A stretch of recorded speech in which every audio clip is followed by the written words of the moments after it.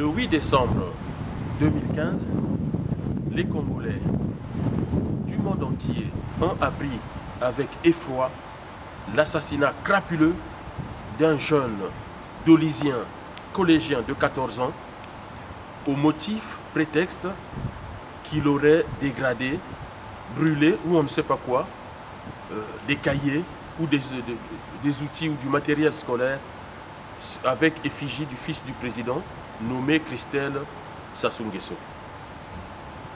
À ce jour, nous n'avons toujours pas entendu la réaction du gouvernement, du président de la République et même des autorités ou des responsables politiques au Congo.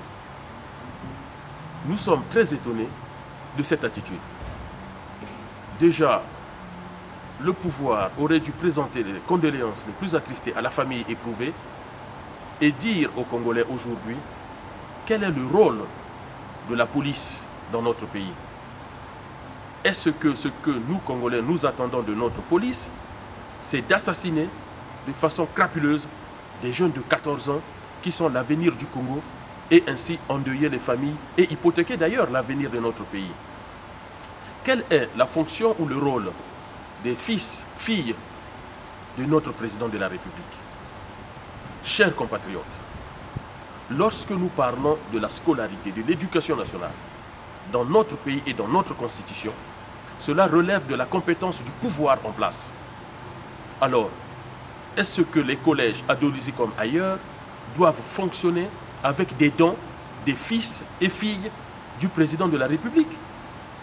Je demande au gouvernement, je demande à l'opposition de se mettre d'accord et de mettre en place une enquête parlementaire indépendante pour enquêter sur ce qui s'est passé à Dolisie.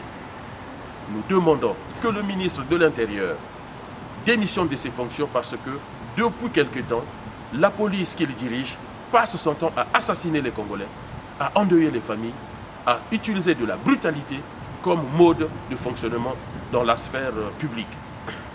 Nous demandons aussi aux populations de Dolisie de protester, de faire les marches de protestation pour demander des comptes au gouvernement et que cela cesse, qu'on ne voit plus des corps de nos enfants, de nos petits frères, de nos neveux, gisant dans les mares de sang à cause de la police congolaise. Ce comportement n'est pas tolérable dans une république qui se veut démocratique, dans un pays qui pense son avenir. Ce que nous attendons de nos forces de police, c'est de sécuriser la population, de protéger les enfants. Et pour terminer, il faut que la justice enquête sur le comportement des enfants de nos chefs, comment l'éducation nationale peut-elle fonctionner avec seulement des dons du fils du président? Où a-t-il eu l'argent? Je rappelle aux Congolais que ce garçon, fils du président, dirige des entreprises d'État, des entreprises publiques, qui n'ont pas vocation à financer l'éducation nationale dans notre pays.